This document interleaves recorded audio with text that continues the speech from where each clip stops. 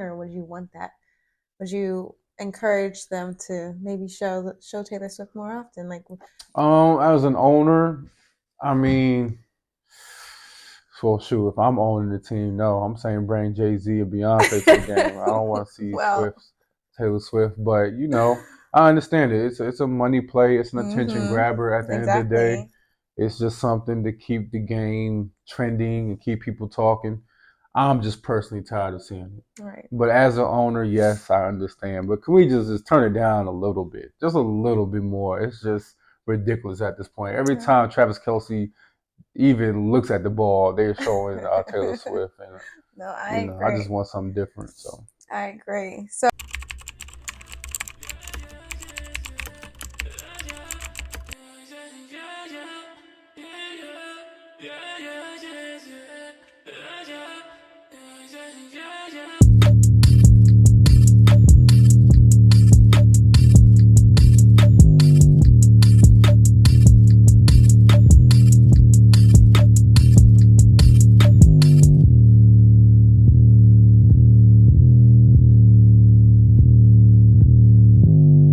Welcome back, y'all, to another episode of League of My Own. It's your host, P Way, and the lovely Jasmine. hi guys. Gosh, she got the hair down this episode. Cut it Look at out. Cut her. it There we out. go. That's how you know the energy is right, y'all. And we are going to discuss this divisional round of playoffs that we've just seen and witnessed.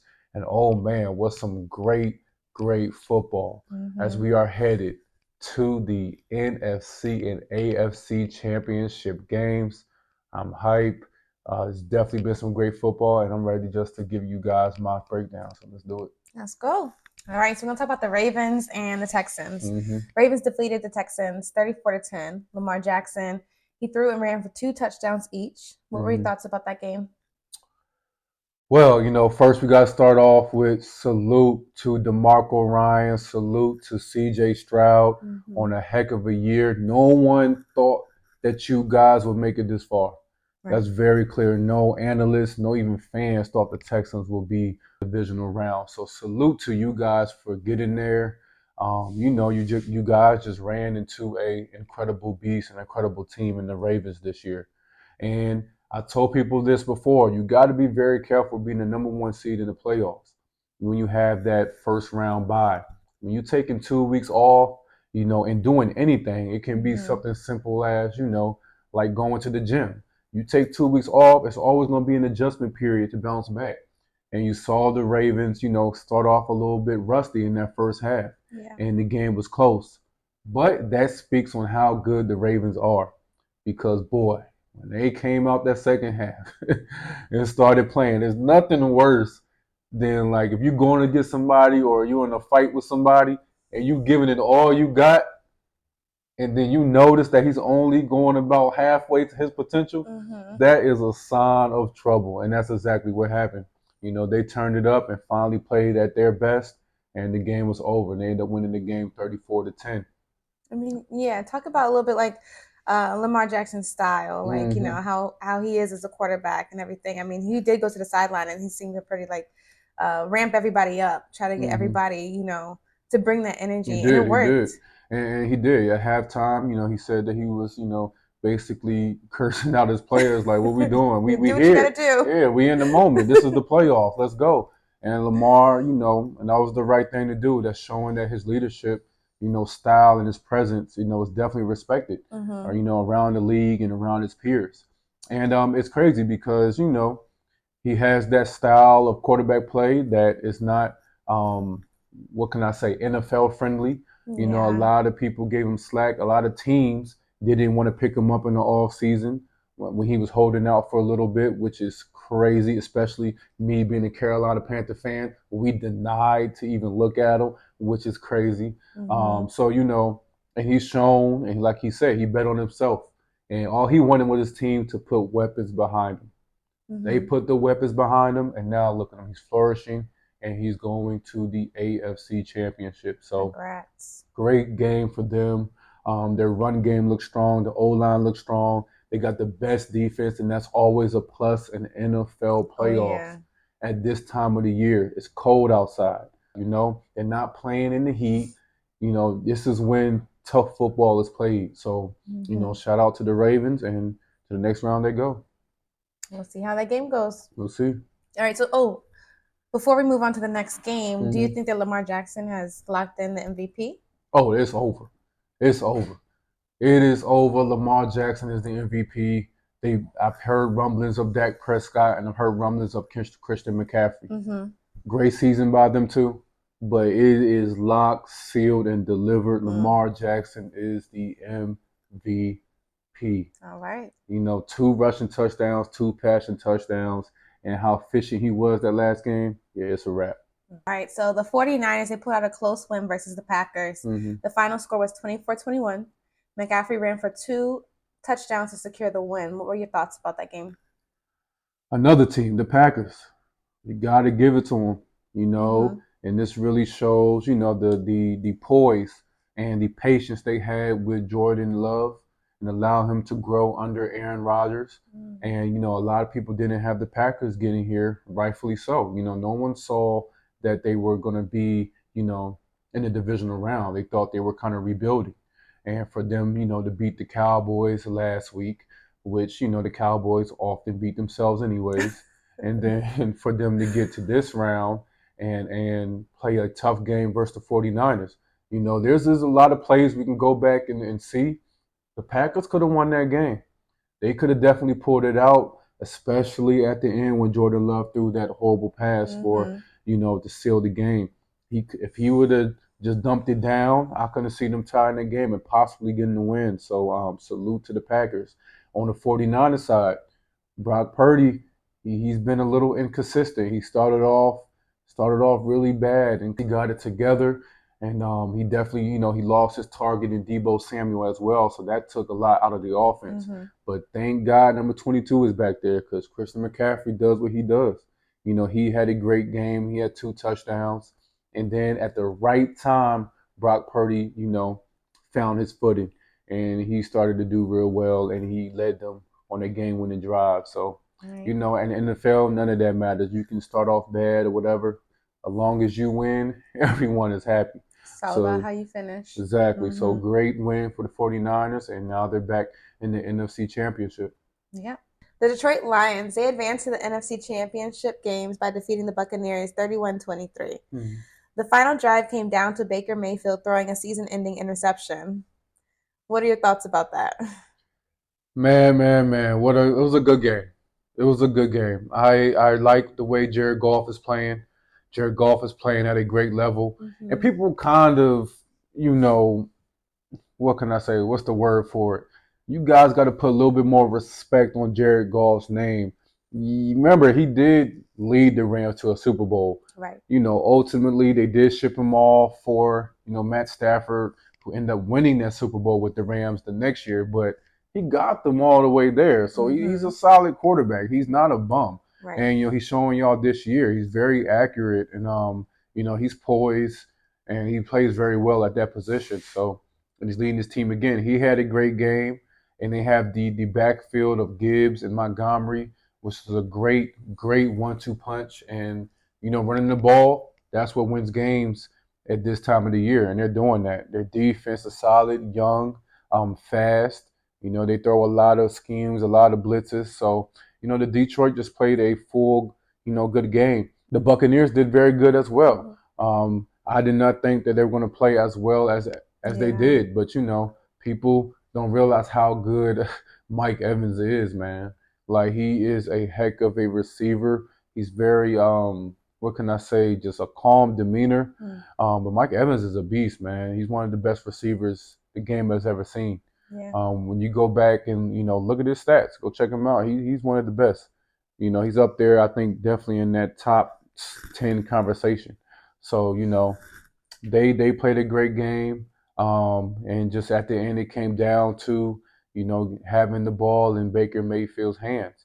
And I really wanted Baker Mayfield to play through, especially after all the talk that C.J. Garner was talking before the game about Baker Mayfield and them two going back and forth, and C.J. Garner catching that interception in the beginning, and throwing the ball at Baker Mayfield. It's just been a great story if Baker Mayfield was able to make a touchdown Right. and do some type of antics back to CJ Gardner. I just wanted to see that just for fun. But you know, at the end of the day, he kind of did like Jordan Love. In these last moments, these quarterbacks got to stay poised. Mm-hmm. You can't do that dumb stuff and that risky, you know, there's those risky passes at that point in these last, you know, game-winning drives. Right. The drive was early. There was no reason to force it at that time. You know, this is not 20 seconds left on the clock. There was a whole minute left, and he Mm-hmm. tried to force a pass that he didn't need to, and ended the game. All right. So the most seed Detroit Lions moving on next week. Yes, we will. All right. So we got the Chiefs. They outlast the Bills 27-24. Now Tyler Bass, their kicker, missed a Mm. tying field goal Mm. with 1 minute and 47 seconds remaining on the clock. Mm. Do you have any words for the Bills fans at all? You know, I feel a couple ways about the way this game ended. It was a great game. At one point, they started just going Mm-hmm. back and forth, you know, but this is how the Chiefs and the Bills play, guys. It's not nothing new. When they play each other, it's going to be this type of game. Mm-hmm. And it's just, Bills cannot get over the Chiefs. They can't beat them in the playoffs. You know, this has to sting a lot for them, especially, you know, I know the Bill fans are going through it. You guys cannot get past the Chiefs. And, you know, I told y'all before, we got to put respect on Patrick Mahomes. Put For sure. respect on him. It was a couple weeks ago, you know, you guys were doubting that the Chiefs would even make it to the playoffs. Mm-hmm. And I told you guys, remember who you're talking to. This is Patrick Mahomes. All right, this is 1-5. He's going to figure it out with targets or without targets. Mm-hmm. You know, he's just grown to that level. He is the guy, and he's stepping up, and he stepped up, and you know, got the Chiefs this far. Mm-hmm. Um, that ending, that field goal, it's a tough environment. You had the wind blowing, which I heard was really, really strong winds in the Mm-hmm. field. So it looked like it just moved that kick right, and he missed the kick. But to me, the game was over anyways, because had he made that kick, you gave Patrick Mahomes a minute and 40 seconds. Right. That I'm almost certain that the Chiefs were going to drive down and get a field goal for the win. So, Right.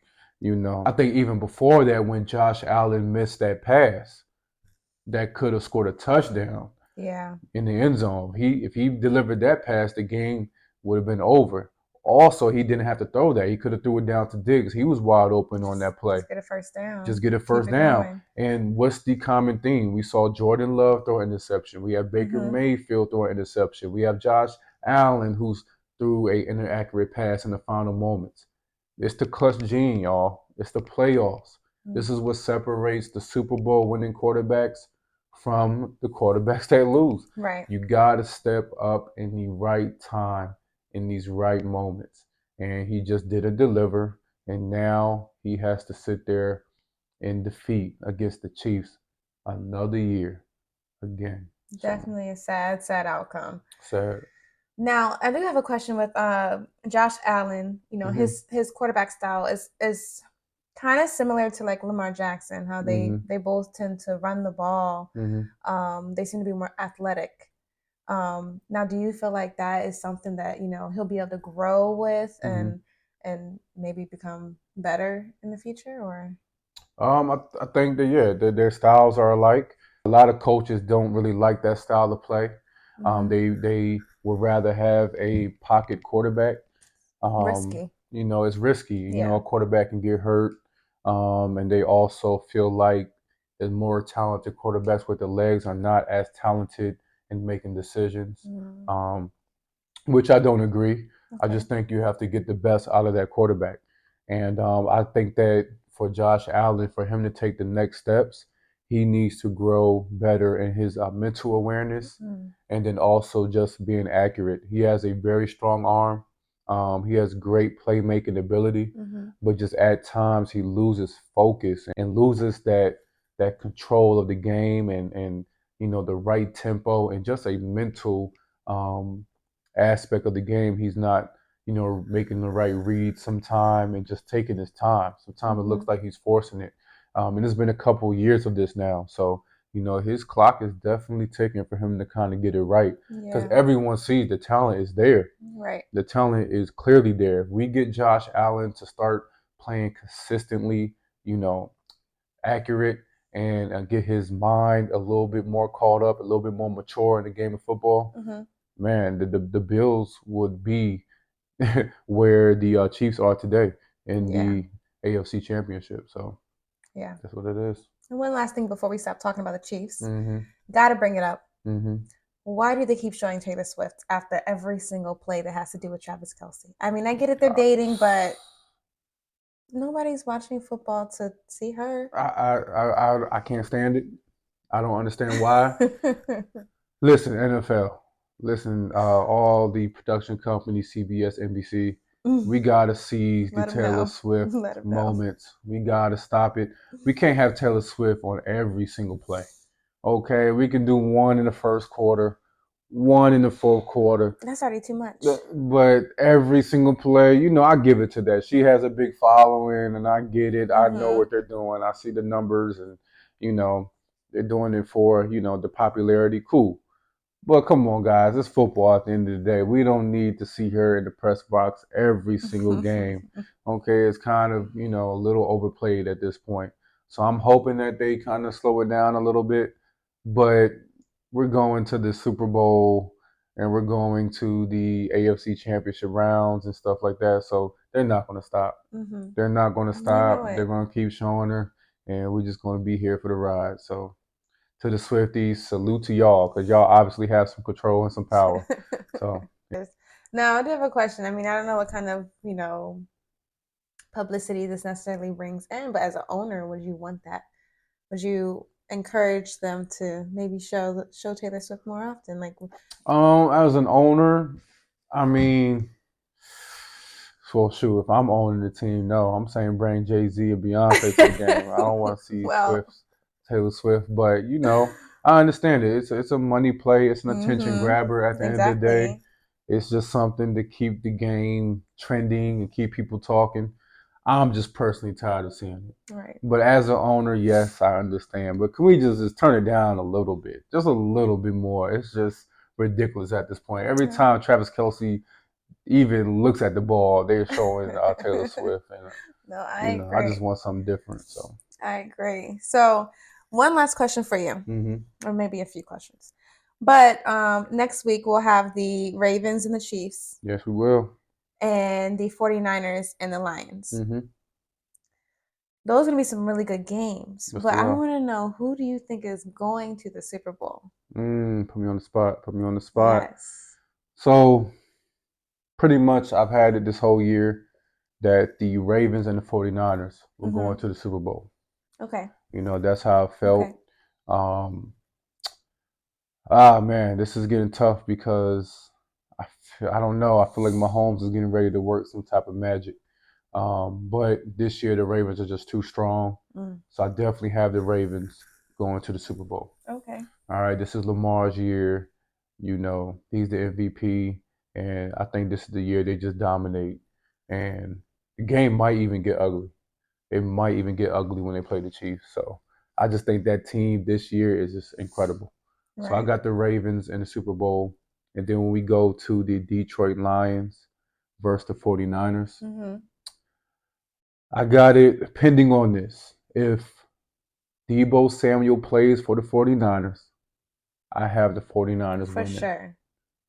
If Deebo Samuel does not play for the 49ers, I have the Lions going to the Super Bowl, which sounds crazy. It does. The Detroit Lions, it really does after 32 years of not even winning a playoff game, are going to the Super Bowls to play the Ravens. That is my prediction. Okay, we'll see. So we want to thank you guys for coming here for another episode of League of My Own. Your weekly sports show. We want to thank y'all for coming through. And we can't wait to see y'all next week where we're talking about who's playing in the Super Bowl. Right. And y'all seeing that I know what I'm talking about. So we appreciate you guys. Don't forget to comment, like, share, and subscribe. On behalf of League of My Own, presented by Baller on Another Level. Peace, and see y'all next time. Peace.